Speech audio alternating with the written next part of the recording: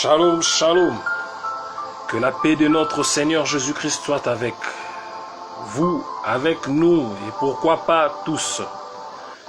Comme je le disais, notre suite. Prions. Tendre Père, Dieu de gloire et des armées, parle-nous comme bon te semble. Parle-nous selon ce que tu veux de nous.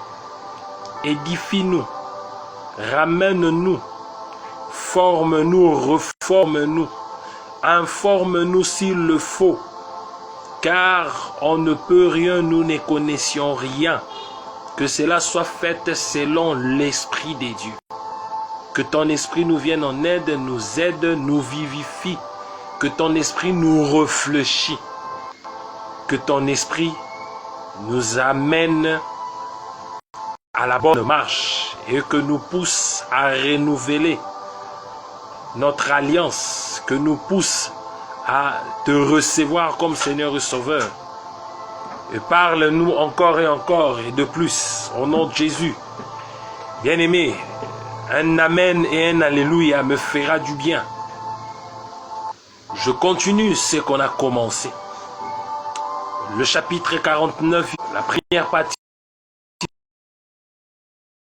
on a lu ensemble, jusqu'au 15e, et puis je commençais à partir du Molo, le 8e, où je me suis arrêté, bien aimé. Je le disais tantôt,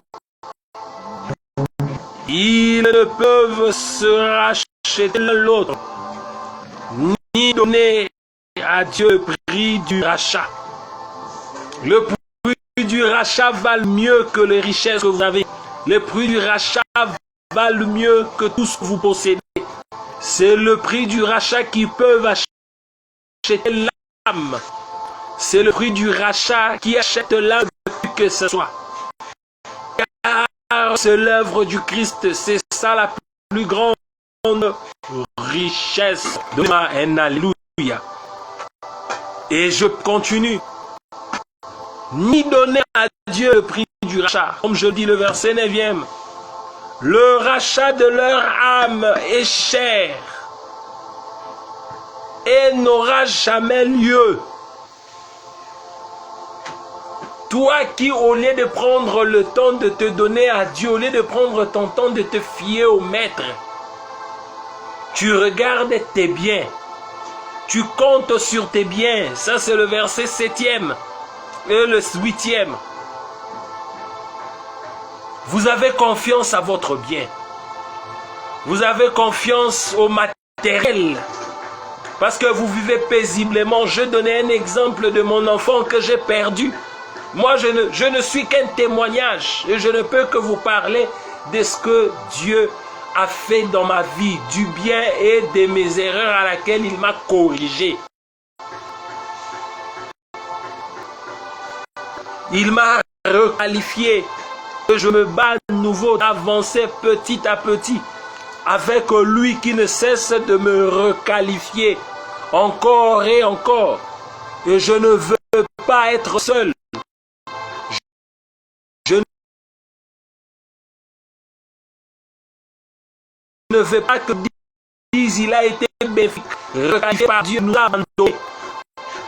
Et en échange, lui qui a été requalifié, un rétrograde qui a été rappelé à nouveau. Mais qu'est-ce qu'il a fait pour les autres? Je ne peux rien faire pour toi, car je n'en suis pas capable. Et je n'en suis pas digne de faire quelque chose en ta faveur. Mais je connais personne. Celui que prêche, celui qui est à la base de l'interprétation de ces écritures, de la Bible, c'est Jésus.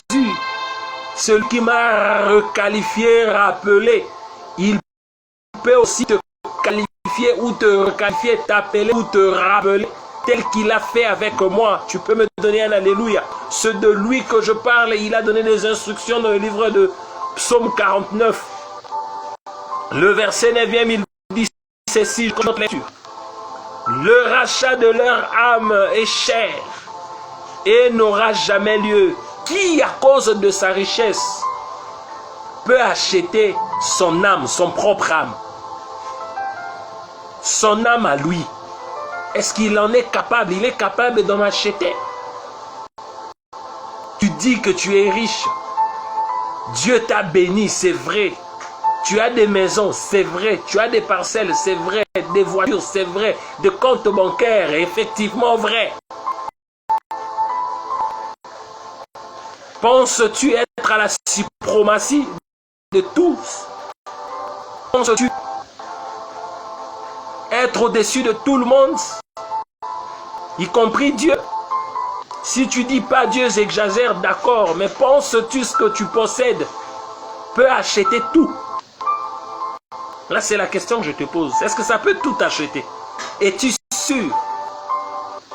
Si cela est vrai, tel que tu prétends.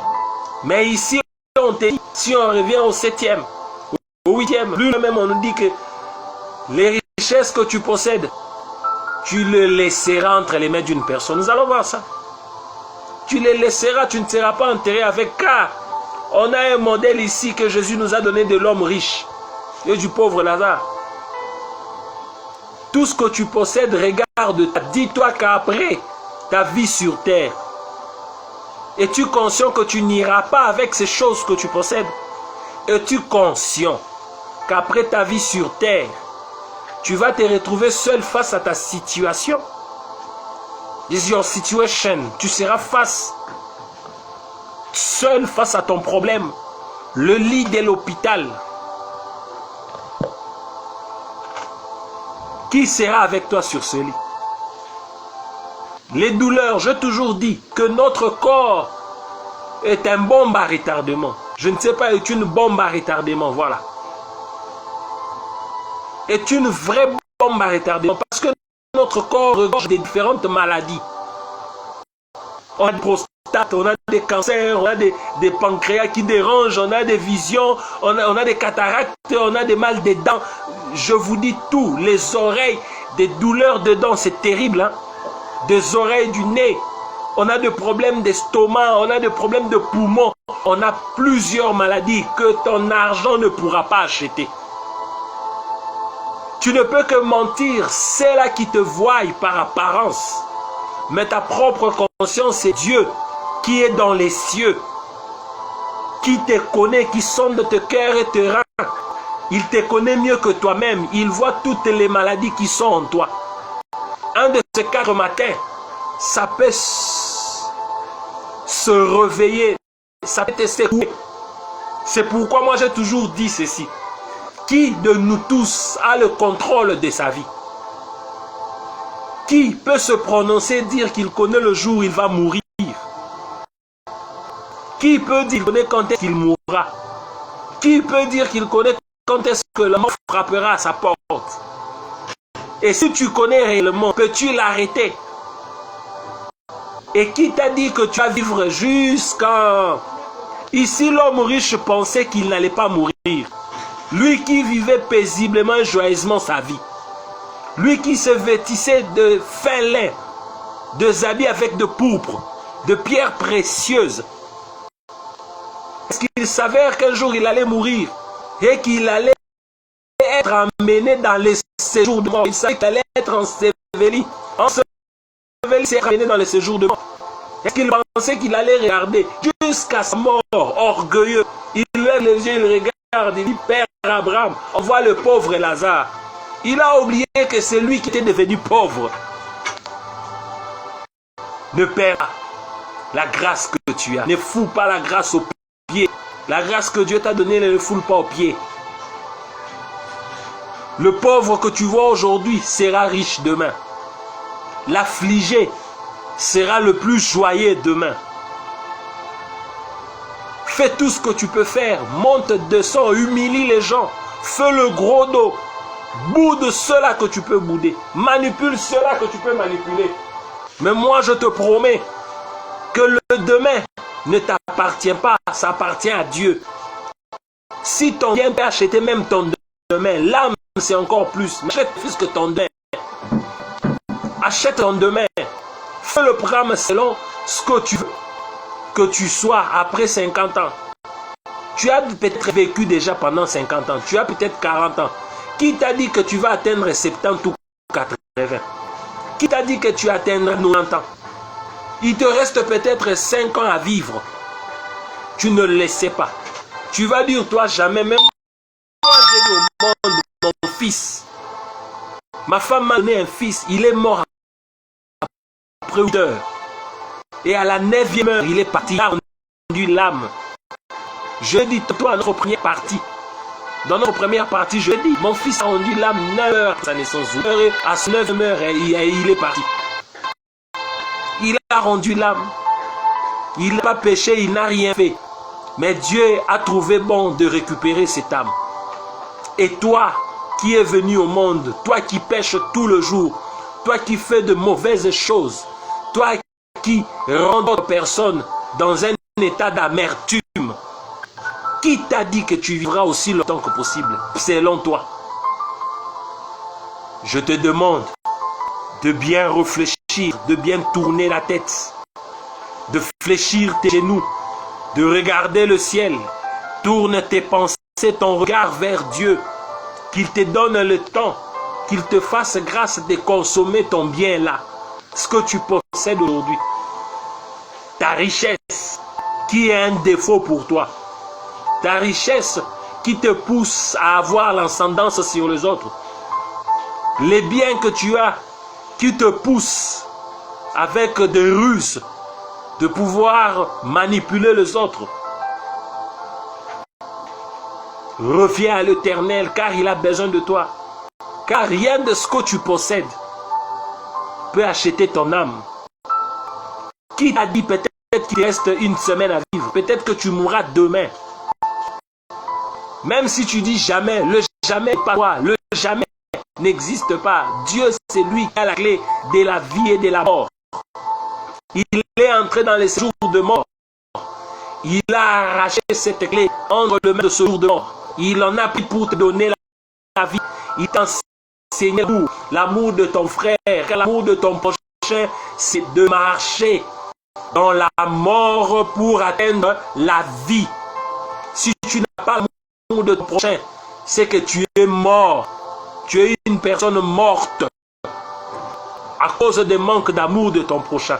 Mais si tu as réellement un amour vrai, un amour qui est témoigné par des actes, pas un amour aux lèvres, pas un amour de parabole, pas un amour de beaucoup de langages inutiles, mais un amour d'actes, sans réfléchir, un amour sans condition, qui te pousse même à prendre la place de ton prochain, te sacrifier pour l'autre.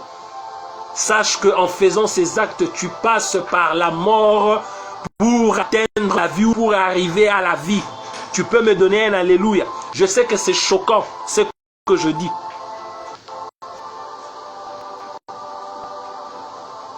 Je continue notre lecture. Le verset 10e. Nous sommes dans Psaume 59. Le verset 10e. Ils ne vivront pas toujours. Ils n'éviteront pas la vue de la fosse.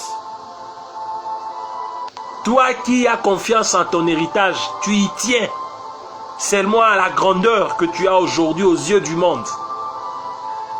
La fosse t'attend.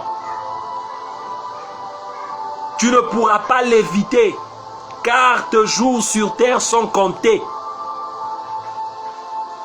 Les jours qui te restent à vivre sont comptés. Je te dis, regarde-toi, est-ce le bon ou c'est la fosse qui t'attend? Est-ce que tu es agréable à Dieu? C'est le sein d'Abraham qui va t'emporter.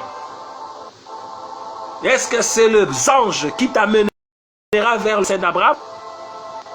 Ou c'est le séjour de mort par lequel tu seras enseveli? Donc quand on dit que tu es enseveli, c'est que tu es amené dans le séjour de mort. Mais qu'est-ce qui t'attend après tout ce que tu possèdes? Tes biens, les biens qui ne peuvent pas acheter ton âme, qui ne peuvent pas te garantir ton lendemain, qui ne peuvent rien faire pour protéger ton âme. Et d'ailleurs, ça ne te protège pas. Tu peux avoir des milliers de gardes. Tu peux avoir des gardes, des soldats, de gardinage, outre des personnes qui veillent sur toi, venant de services de gardinage. Tu peux avoir des militaires. Tu peux avoir des sportifs. Ils ne te rassurent en rien. La vraie sécurité, c'est la sécurité de l'âme. Ils ne vont même pas te guérir si tu tombes même aujourd'hui. Là, tu te donnes peine, alléluia. C'est difficile. C'est trop fort. Je dis tantôt, n'interprétez pas ça mal. Moi, je parle de ce que la parole de Dieu m'a dit. Voilà la Bible. Vous ne l'éviterez pas. Ça ne sera pas évité. La fosse vous attend. J'ai été découragé pendant quelques jours ici. Je méditais, j'avais le découragement, je ne comprenais pas. Et en parlant avec ma sœur aînée,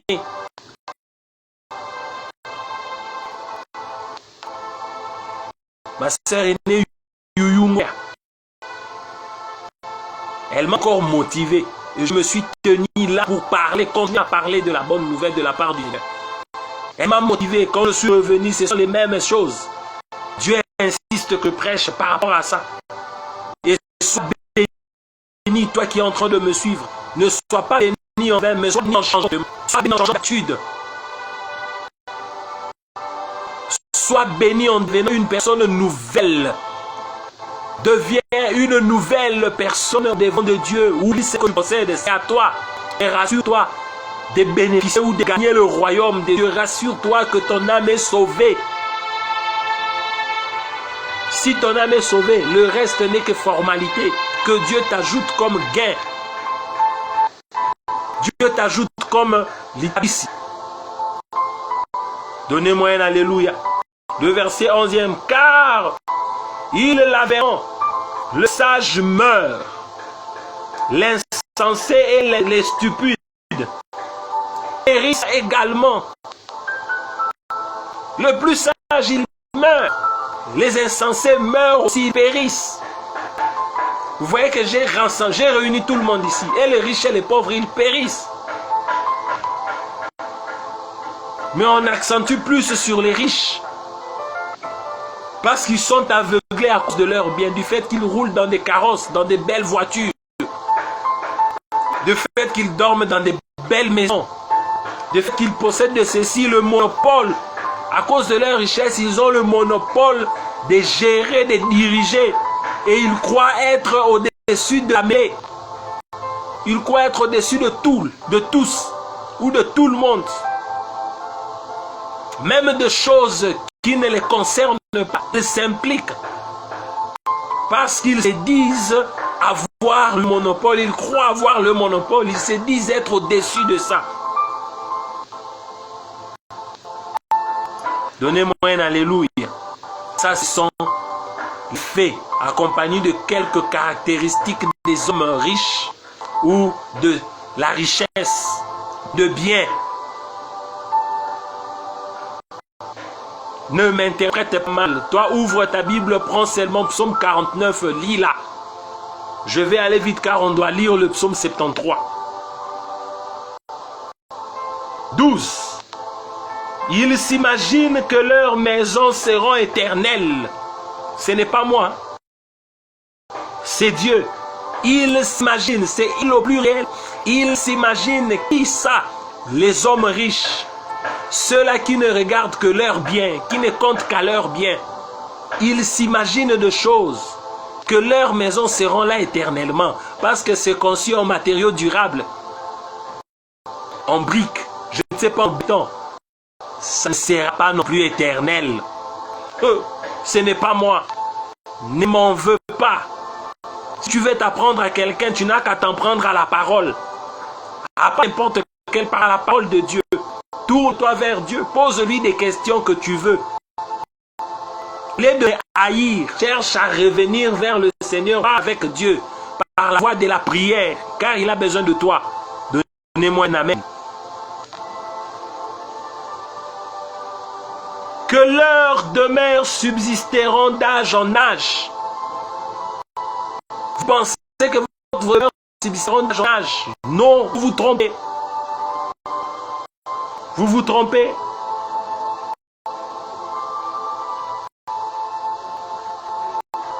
dont le nom sont honorés sur la terre. Vous là, dont vos noms sont honorés sur la terre. Du fait que vous êtes honorés ici sur terre, vous oubliez tout. Vous perdez la raison. Et vous pensez que du fait que vous êtes honoré, vous êtes glorifié là où vous partez. Selon vous, vous croyez être glorifié. Ici, vous êtes seulement honoré. Vous, vous croyez être au-delà. Non. Vous vous trompez. C'est la terre. Ça va rester ici.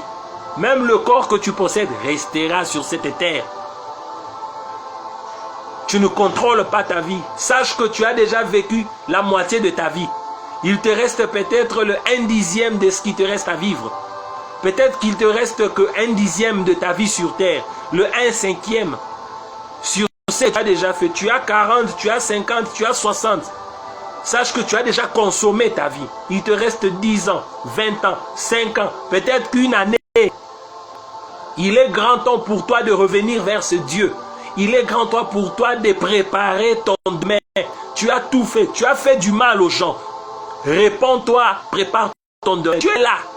Aussi longtemps qu'il te reste encore de l'énergie, même une minute de vie, tu as encore ce souffle de vie. Une seconde de souffle de vie.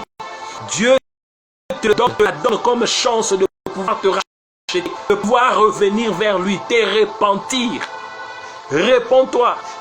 Reviens à toi-même. Repends-toi de tes fautes. Reviens à Dieu, demande pardon.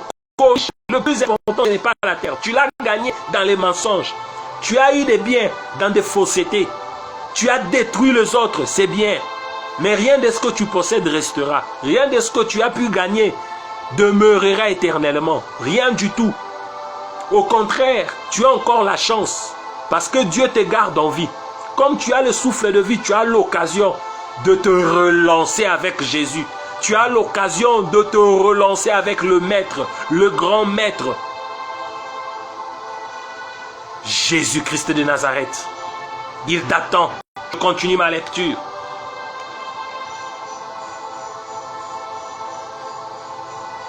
Le verset 13e, nous sommes dans le livre de Psaume 49.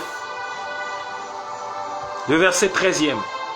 Mais l'homme qui est en honneur n'a point de durée. Sentez, hein? L'homme qui est en honneur, toi qui as des honneurs, tu n'as point de durée. Tu te dis, moi j'ai les honneurs, moi si j'entre ici, on va me valoriser plus que lui, on le voit, quel honneur a-t-il? Quel honneur a-t-il? Lui qui parle, il parle, oui, il fait des vidéos, peut-être, non, je te prêche. Il n'y a pas de peut-être. Je te ramène à la raison par la grâce du Seigneur, par l'influence du Saint-Esprit qui m'a utilisé pour t'apporter cette bonne nouvelle, en sorte que tu lui reviennes. Tu ne me reviendras pas. Si tu l'acceptes comme Seigneur et Sauveur, tu n'es pas obligé de passer par moi. Tu peux aller n'importe où, les églises que tu pourras fréquenter, peut-être que là où tu fréquentes. Regarde-toi seulement si tu es dans le bon. Les conditions avec lesquelles tu vis, est-ce que c'est dans le bon ou pas dans le bon? C'est ce que Dieu attend de toi. Ne vois pas ma personne. Ne regarde pas ce que j'étais hier. N'amène pas les inutiles. Tu vois ce thème, les futilités. Ce thème est de nos futilités des richesses. Ça va te donner de l'orgueil. La richesse orgueillit la personne. Ça va t'orgueillir. Tu ne voudras pas écouter, tu te vois au-dessus de tout le monde. La suprématie. Toi, on ne peut pas te donner conseil. Je ne peux pas recevoir de conseil auprès de lui, de tierces personnes. Surtout moi qui parle. Surtout cette vidéo, tu m'as seulement vu directement, tu as sauté. Tu m'as vu, tu as fait passer, tu m'as traité de tout ce que tu peux. C'est ton problème. C'est ton problème, tu dois mettre dans ta tête. Seul Dieu qui ne change pas. Nous, tout ce que nous sommes, nous pouvions changer. Tu as la chance de changer. Tu as la chance d'être ramené vers l'Éternel. Tu as la chance d'être ramené vers le Père. Tu as encore la chance d'avoir une nouvelle marche en Christ. Une nouvelle marche en Christ. Il t'attend. Le verset 13e, je continue, deuxième partie. Il est semblable aux bêtes que l'on égorge. Regarde comment est-ce que Dieu te compare. Toi qui comptes sur tes biens. Toi qui as confiance à ta richesse. Dieu te dit, tu es semblable à une bête qu'on égorge. Tu es semblable au tabac, aux chèvres, aux boucs. Tu es semblable aux moutons. Parce qu'on va t'égorger, semblable au plaies. On va t'égorger. Tu ne sais pas quand est-ce que tu mourras. Tu peux mourir maintenant, tu peux mourir demain, tu peux mourir après-demain. Mais tu es semblable à ces bêtes qu'on égorge. Parce qu'il est en train de vivre, il ne sait pas quand est-ce qu'il va mourir. Si seulement il le savait. S'il le savait, ils fuyèrent. Je pense qu'ils fuyèrent tous. Ils vont tout faire pour fuir. Ils vont tout faire pour ne pas être là. Ils vont tout faire pour éviter la mort. Mais cela ne leur a pas été révélé ni accordé.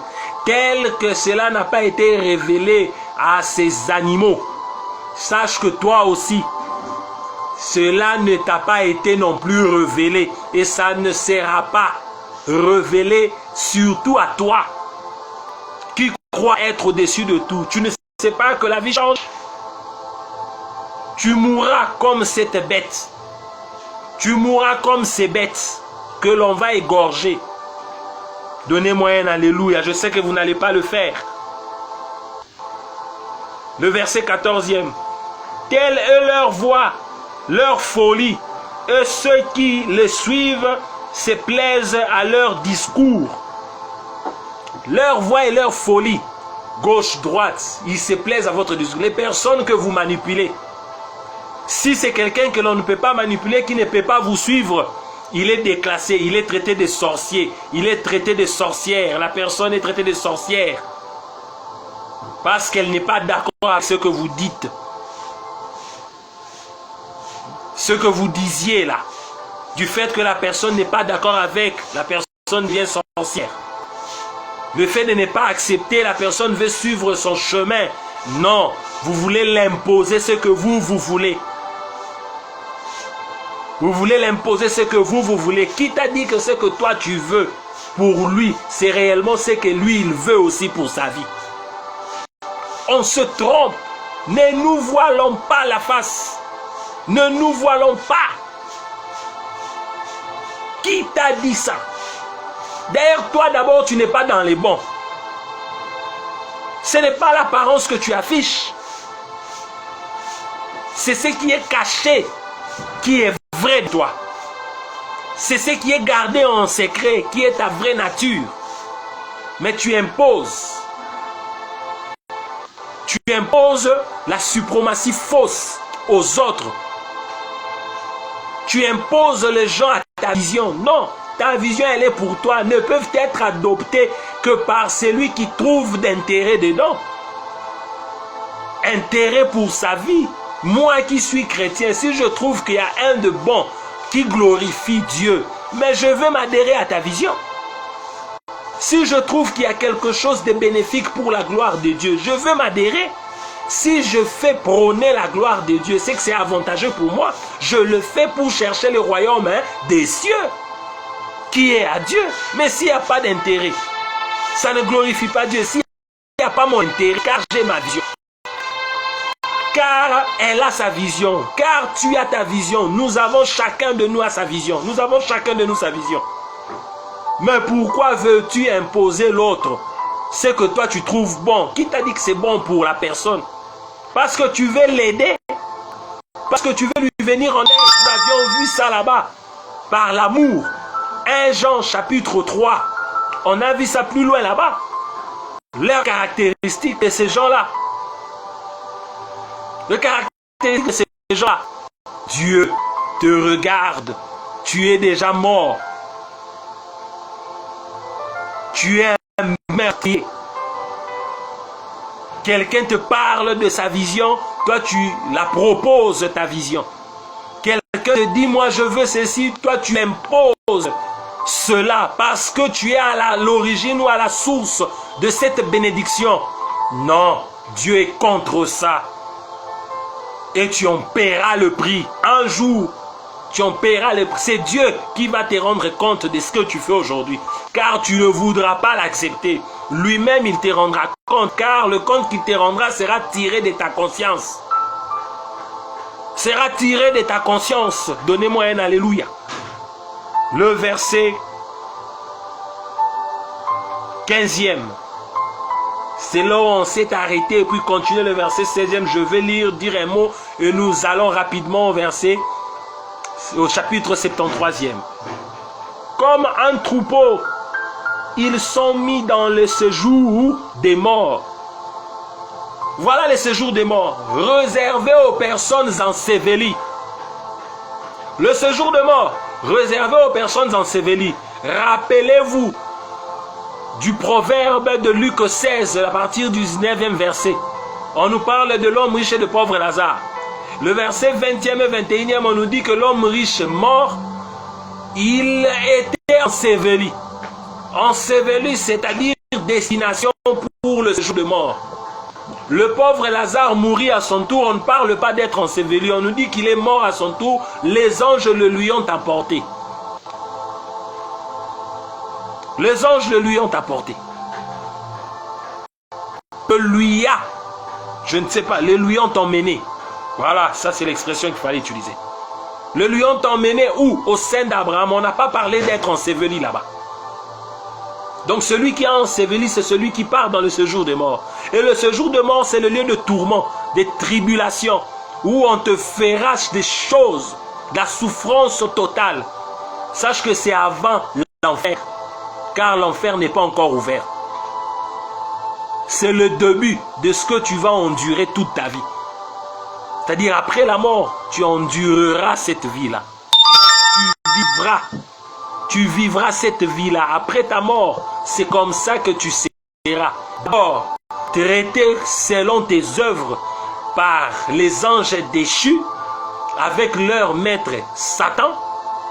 Et après, et toi et tes maîtres Satan et les anges déchus, vous irez en enfer. Vous allez brûler, vous serez plongés dans le feu éternel. Et nous, si nous acceptons de mourir avec Christ, nous serons apportés, ou je ne sais pas, emportés, voilà.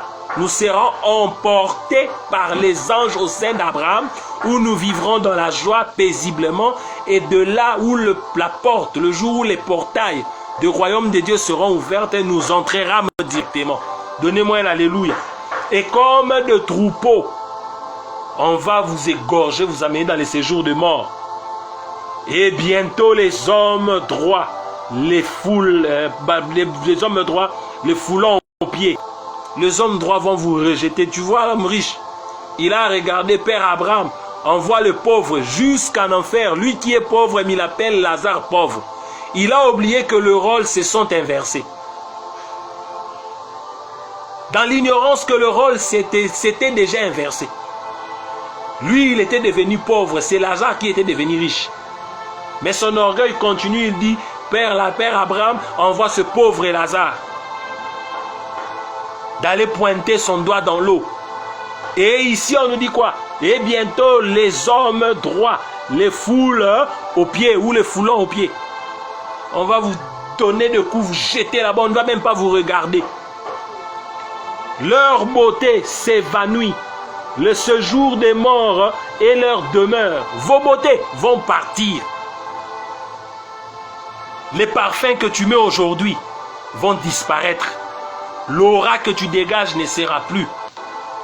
L'odeur agréable de ce parfum que tu as mis sur toi, on ne le sentira plus. Car ta demeure sera le séjour de mort. Ta demeure sera là-bas. Ta demeure, c'est dans le séjour de mort. Parce que tu ne pratiques pas les bonnes œuvres. Tu n'es pas correct avec Dieu. Si tu ne l'es pas avec Dieu, c'est que tu ne l'es pas avec toi-même. Tu dis, je suis correct avec Dieu. Comment le sauras-tu? Dieu te donne l'une des conditions. Il te dit, sois d'abord correct avec ton prochain. Sois correct avec ton prochain. Car ton prochain, c'est l'image de Dieu. Comment peux-tu aimer celui que tu ne vois pas?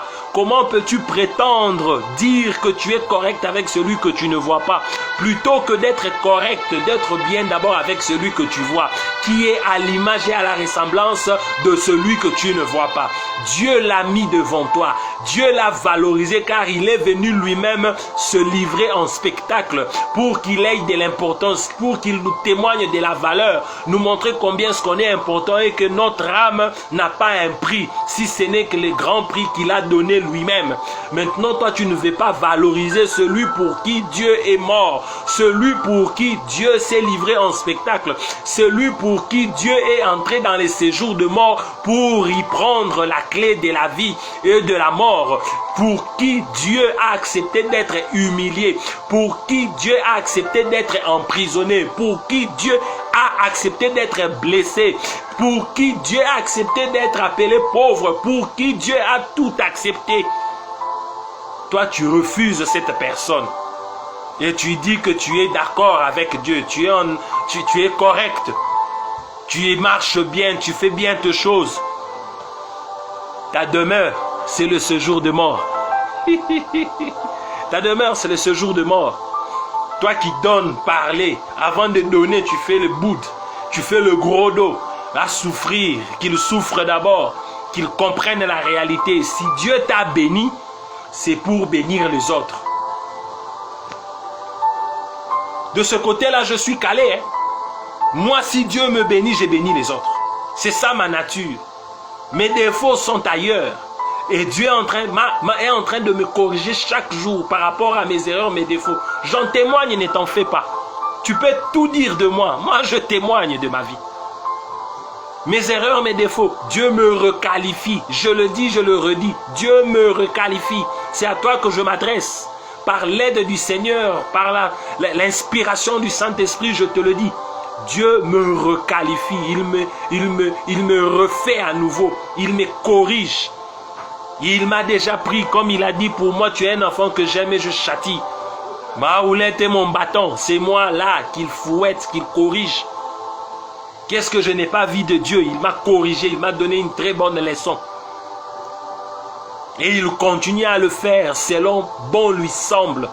Et sache qu'à ton tour, personne ne te regardera. Les personnes en qui tu as confiance vont t'oublier.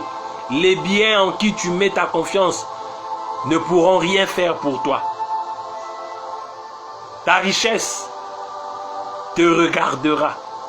Tu feras tout, mais ça te dira que qu'elle est incapable d'acheter ton âme. La personne capable d'acheter ton âme, c'est Jésus. Et ta richesse te le dira. Parole du Seigneur. Je sais que tu vas me donner un alléluia. Et le verset 16e jusqu'à la fin, je veux lire jusqu'au 21e. Je lis au nom de Jésus. Mais Dieu sauvera. Mon âme du séjour de mort. Dieu sauvera ton âme du séjour de mort. Mais comment? Car il me prendra sous sa protection. Si tu as Dieu à la place de toute ta richesse, c'est Dieu qui te l'a donné, c'est lui qui l'a occasionné, qui a occasionné ces richesses. Mais tu places Dieu par-dessus tout, avant tes richesses, avant tes biens, d'abord Dieu. Tu imposes tout celui qui veut t'approcher, Dieu. Tout celui qui veut partager, Dieu, avec toi ta richesse, Dieu.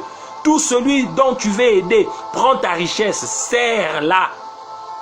Sers Dieu avec ta richesse. Utilise ta richesse pour le bien-être de ton prochain. Utilise ta richesse pour les avantages de tes proches. Ceux-là qui sont dans le bien, qui ont la crainte de l'Éternel. Et Dieu te regarde de lui-même. Il saura comment te juger. Et de toi-même, tu sauras où te situer. Tu vas déjà te situer dans les actes que tu poses, dans tout ce que tu fais. Tu vas te situer. Donnez-moi un ami. Et à partir de là, Dieu lui seul te protégera. Il te prendra. Il te prendra où? Sous sa protection. Le verset 17e. Toujours le psaume 49. Le verset 17e. Ne sois pas dans la crainte, parce qu'un homme s'enrichit. Toi qui es en train de me suivre, ne crains point du fait que l'homme est en train de s'enrichir. Ce n'est pas moi, c'est la parole de Dieu. Psaume 49, le verset 17e. Ne sois pas dans la crainte, parce qu'un homme s'enrichit, qu'il s'enrichisse des milliers. Toi, ne crains point. Qu'il s'enrichisse des centaines, des milliers, des milliards. Toi là, ne crains point. Dieu dit ne sois pas dans la crainte. Parce que le trésor de sa maison se multiplie. Ne t'effraie pas. C'est quoi les trésors de sa maison? Le trésor de sa maison, c'est tout ce qu'il possède. Tout ce qu'il possède dans sa maison, c'est bien à lui dans sa maison. De l'or, des boucles d'oreilles, je ne sais pas, des montres, toutes ces histoires de qualité, des bagues, de diamants, de je sais qui. Même si ça se multiplie, ne crains rien. Et plus loin même, ne les crains point. Ne sois point dans la crainte. Le verset 18e. Car il n'emporte rien en mourant. Est-ce que vous comprenez? Que ça ne te fasse pas peur. Il n'emporte rien. Même si on dit, oh, telle personne a été enterrée avec ses biens, oh, des vidéos, une tierce personne, telle personne a été enterrée avec ses biens. Il ne l'a pas emporté. Il a seulement gardé ça là-bas pour une autre personne. Que Dieu voudra, ou leur monde voudra. Et si Dieu décide de prendre tout ce qu'il possède, Dieu va prendre. Qu'il ait pris ça dans les ténèbres, dans des sciences occultes, dans des loges. Dieu est le maître de tout et rien ne peut contre lui. S'il dit oui, il dit oui. S'il dit non, il dit non. Si Dieu décide que c'est bien là, soit à toi, cela sera à toi. Il va utiliser l'ange puissant pour déterrer ces choses, mettre ça à l'œil nu, en sorte que tu passes par là et que tu les prennes. Tu vas les prendre. Si les diamants te prendra, c'est de l'or te prendra. Les billets de banque, tu vas les prendre. Car personne ne sera enterré avec toi, personne partira avec. Et toi, ce n'est pas parce que tu manques aujourd'hui que ça te fasse peur. Ne les crains pas. Et ne crains pas les choses. Donne-moi un alléluia. Ces trésors ne descendent point après lui. Ça ne descend point. Le 14e verset. Il y aura beau s'estimer heureux pendant sa vie. Il aura beau à s'estimer. Il sera heureux pendant sa vie. La vie qu'il ne sait pas qu'il peut rompre avec aujourd'hui, il peut rompre avec demain. Il peut mourir aujourd'hui, il peut mourir demain. J'utilise cette expression pour une bonne compréhension de tous. Il aura beau s'estimer heureux pendant sa vie. On aura beau te louer des jouissances que tu te donnes. On te loue, tu te donnes des jouissances. On part à gauche, on parle de toi. On revient à droite, on parle de toi. Toutes ces jouissances-là, c'est bien. Ces jouissances. Les jouissances, c'est bien. Mais Dieu est dedans. Cherches-tu d'abord la volonté de Dieu? Premièrement, faire prôner Dieu sur tout ce que tu fais. 20. Tu iras néanmoins au séjour de tes pères, qui est le séjour de la mort. Tu iras là-bas, néanmoins, tu iras là-bas, dans le séjour de tes pères. Le séjour de la mort, qui jamais ne verront la lumière. Jamais. De ce jour de mort, l'enfer, ténèbres en ténèbres, la lumière, vous ne le verrez pas. Moi qui te parle, si je suis dans ça, le séjour de mort m'attend aussi. Plus jamais je verrai la lumière. Après le séjour de mort où je serai troublé, et surtout moi qui parle avec cette énergie, qui parle de Dieu, qui détruit les œuvres des ténèbres, qui amène les âmes à la repentance. Et le ténèbre, le diable a horreur de la repentance, le pardon, il déteste ça. Et Siko imagine, maintenant imagine, Siko imagine quelqu'un comme moi me retrouver dans les séjours de mort. Mais j'en aurai à mon compte. Combien est-ce qu'ils sont troublés? Mais ils vont me punir. J'en aurai sévèrement à mon compte. Je pleurerai. Et Dieu sera là en train de me regarder, car il ne se détourne point de ses voies. Donnez-moi un alléluia. 21, nous chutons. L'homme qui est en horreur et qui n'a pas d'intelligence est semblable aux bêtes que l'on égorge encore. C'est à toi de voir. Tu as de l'intelligence. C'est toi. Tu es en honneur. C'est bien d'être en honneur. On dit l'homme qui est en honneur et qui n'a pas d'intelligence est semblable aux bêtes que l'on égorge. Tu as des gloires.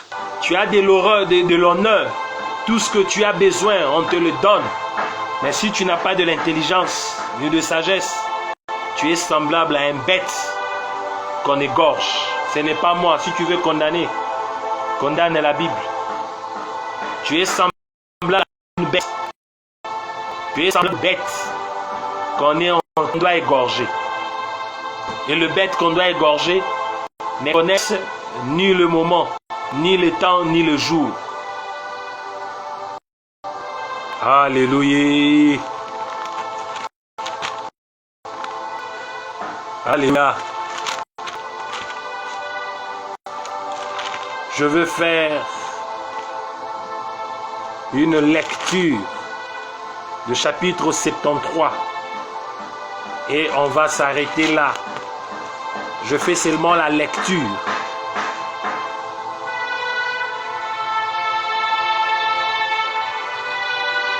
Non. Que Dieu te bénisse. Le verset 73e, tu peux lire ça. Le psaume 73. Et c'est là où nous allons finir.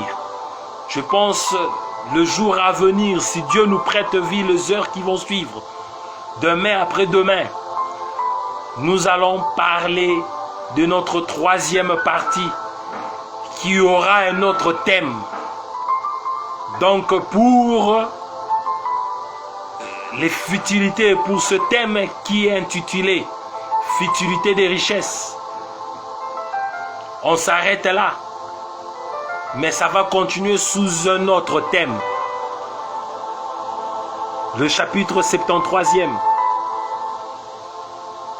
Prospérité éphémère des méchants. Et c'est de ce thème qu'on va parler.